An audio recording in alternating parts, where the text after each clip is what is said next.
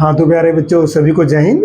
आज हम लोग करेंगे जो आपकी 12वीं कक्षा की माइक्रो इकोनॉमिक्स है उसका lesson number 5, elasticity of demand. बेटे कुछ उसके न्यूमेरिकल क्वेश्चंस हैं, कुछ हमने कर लिए हैं। नेक्स्ट करते हैं क्वेश्चन नंबर 4। गोभी के फूल की कीमत, जो प्राइस है गोभी के फूल का, 8% बढ़ जाता है, ठीक है। और एक परिवार का गोभी के फूल पर कुल व्यय भी 8% क्या हो गया, बढ़ जाता है। मतलब कीमत बढ़ी है तो कुल व्यय भी बढ़ गया है। तो इस परिवार की गोभी के फूल के लिए मांग की लोच के बारे में आप क्या कहेंगे? तो मांग की लोच की बात करनी है तो बेटे बड़ा आसान सा प्रश्न है, हम इसके बारे में पहले ही बात कर चुके हैं। देखिए यहां पर प्राइस ले लीजिए, यहां पर क्या लेंगे बेटे हम लोग, टोटल एक्सपेंडिचर लेते हैं। OX हो जाएगा, OY हो जाएगा। देखिए 3 पोर्शन बनते हैं। जहां पर नेगेटिव रिलेशन है, इलास्टिसिटी ग्रेटर देन 1 है, ठीक है। कीमत में घटने बढ़ने से कुल व्यय पे कोई प्रभाव नहीं पड़ता, इलास्टिसिटी इक्वल टू 1 है। जहां पॉजिटिव रिलेशन है कीमत में और कुल व्यय में, वहां पर इलास्टिसिटी लेस देन 1 है, ठीक है। अब देखिए कीमत के बढ़ने से कुल व्यय बढ़ जाता है तो क्या है, कीमत में और कुल व्यय में सीधा संबंध है, तो इलास्टिसिटी क्या हो जाएगी, इकाई से कम लोचदार हो जाएगी। तो आंसर क्या बनेगा बेटे, आंसर बन जाएगा आपका, ठीक है, कीमत के बढ़ने से कुल व्यय भी बढ़ रहा है, ठीक है बेटा। कीमत के बढ़ने से कुल व्यय बढ़ रहा है, कीमत और कुल व्यय में धनात्मक संबंध है, धनात्मक संबंध है, ठीक है बेटा। इसलिए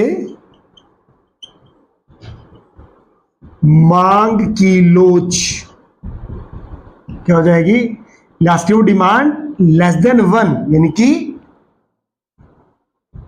इकाई से कम लोचदार, ठीक है बेटा। बड़ा आसान सा प्रश्न था बेटे, उम्मीद है आपको समझ में आ गया होगा, ठीक है। हाँ तो बेटा क्वेश्चन नंबर 5 है आपका। एक दांतों का डॉक्टर दांतों की सफाई की फीस कितनी लेता है, 300 रुपए लेता है, और हर महीने इस काम से वह 30,000 रुपए कमा लेता है, ओके।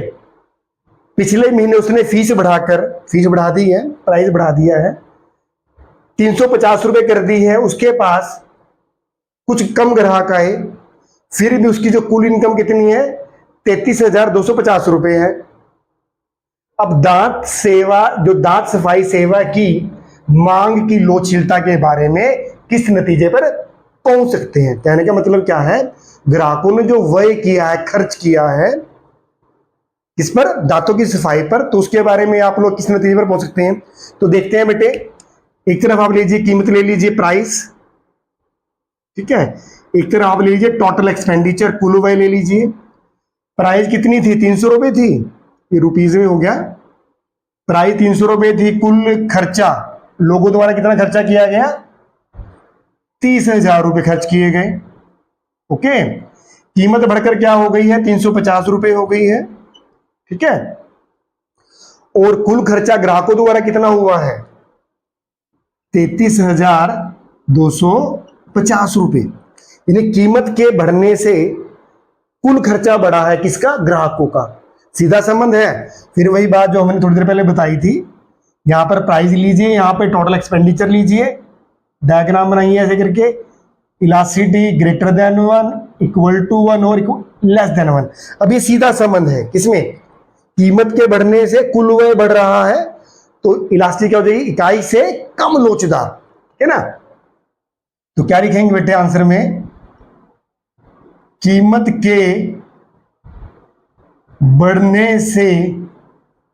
के बढ़ने से ग्राहकों द्वारा किया जाने वाला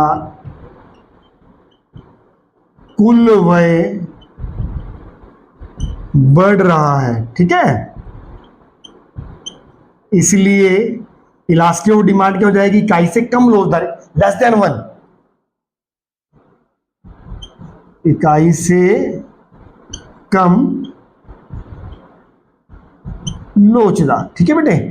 बड़ा आसान सा प्रश्न था, उम्मीद है बेटे समझ में आ गया होगा।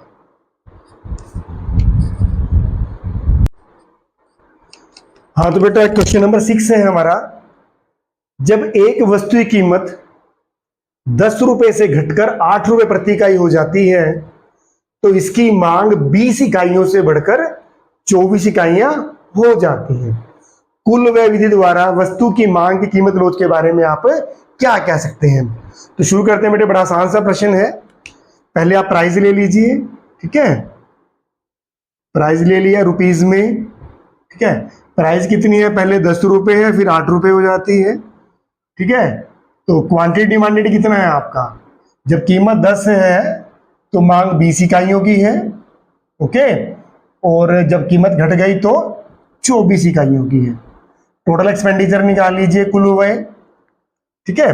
तो क्या हो जाएगा, 10 को 20 से मल्टीप्लाई करेंगे 200 हो जाएगा।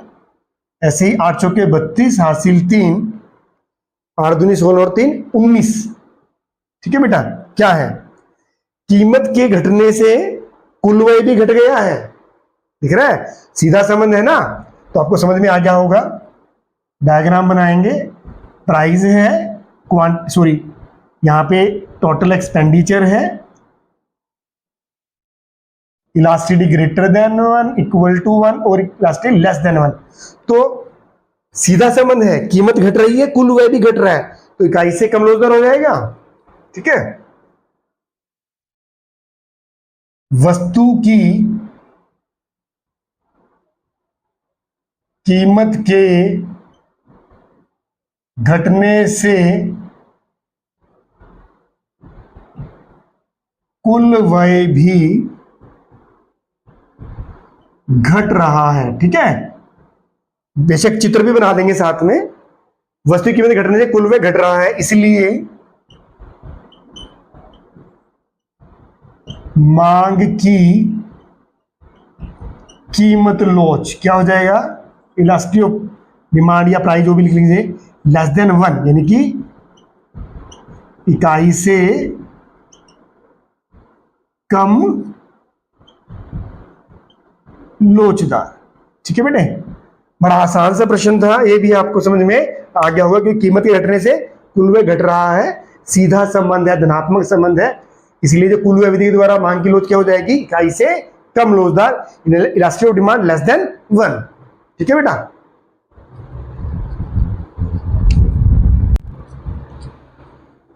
हाँ तो बेटा क्वेश्चन नंबर 7 है आपका, जब एक वस्तु की कीमत 10 रुपए से बढ़कर 12 रुपए प्रति इकाई हो जाती है, ठीक है, तो इसकी मांग, जो वस्तुओं की मांग है वो 25 इकाइयों से घटकर 20 इकाइयां हो जाती है। दोबारा से फिर कुल व्यय द्वारा वस्तु की मांग की कीमत लोच के बारे में आप क्या कह सकते हैं, ठीक है बेटा। बड़ा आसान सा प्रश्न है ये भी। पहले प्राइस ले लीजिए आप रुपीज में, क्वांटिटी डिमांडेड ले लीजिए बेटे, कीमत कितनी है, पहले 10 है, फिर घट बढ़कर 12 हो गई, ओके। जो क्वांटिटी डिमांडेड है पहले 25 इकाइयां हैं, अब घटकर कितनी हो गई बेटे, 20 इकाइयां रहेगी। तो टोटल एक्सपेंडिचर निकाल लीजिए, ये 250 हो जाएगा 25 दाएं, और ये हो जाएगा 12 दूना 24, 240, ओके। अब देखिए बड़ा आसान सा प्रश्न, फिर हमने बात की थी पहले भी, डायग्राम बनाया इसका। प्राइस ले लीजिए, टोटल एक्सपेंडिचर ले लेंगे, 3 हिस्से होते हैं, elasticity greater than 1, equal to 1, elasticity less than 1। देखिए क्या है, कीमत बढ़ी है और कुल व्यय घट गया है, दिख रहा है, कीमत 10 से बढ़कर 12 बढ़ गई, कुल व्यय 250 से घटकर 240, विपरीत संबंध है किसमें, कीमत में और कुल व्यय में। तो क्या होगा, मांग की लोच क्या होगी, इकाई से अधिक लोचदार, ठीक है। तो क्या आंसर हो जाएगा बेटे, कीमत के बढ़ने से, कीमत के बढ़ने से कुल व्यय घट रहा है, ठीक है। कीमत के बढ़ने से कुल व्यय घट रहा है, इसलिए मांग की लोच क्या हो जाएगा बेटे? मांग की लोच elasticity of demand greater than 1, इकाई से अधिक लोचदार, इकाई से अधिक लोचदार। ठीक है बेटे, बड़ा आसान सा प्रश्न था बेटे, समझ में आ गया होगा।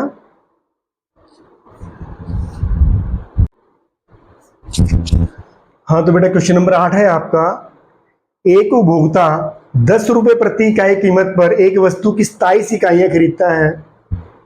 जब कीमत गिरकर 9 रुपए प्रति इकाई हो जाती है तो मांग बढ़कर 30 इकाइयां हो जाती हैं। कुल व्यवधि द्वारा मांग की कीमत लोच ज्ञात करनी है। कर देते हैं बेटे, बड़ा आसान सा प्रश्न है ये भी। पहले प्राइस ले लीजिए, ठीक है, रुपीज में। यहाँ पे क्या हो जाएगा आपका? क्वांटिटी डिमांडेड हो जाएगा। कीमत कितनी है? 10 है, गिरकर कितनी हो गई? 9 हो गई। पहले डिमांड कितनी है? 27 इकाइयों की है, अब बढ़कर कितनी हो गई? 30 इकाइयां हो गई। तो टोटल एक्सपेंडिचर कितना हो जाएगा बेटे आपका? 270, ये हो जाएगा 27, ये भी 270। तो बेटे समझ में आ गया होगा आपको ये भी। फिर डायग्राम बनाइए बेटा। Greater than 1, equal to 1, less than 1। यहाँ प्राइस है, यहाँ टोटल एक्सपेंडिचर है। अब देखिए, कीमत के घटने से कुल व्यय में कोई परिवर्तन नहीं हुआ। बात समझ में आ रही है? जैसे मान लीजिए मैं कहता हूं कीमत ओपी है, कुल व्यय ओके है। कीमत घटकर OP1 हो गई, कुल व्यय घटकर, कुल व्यय सेम ही रहा, OK1।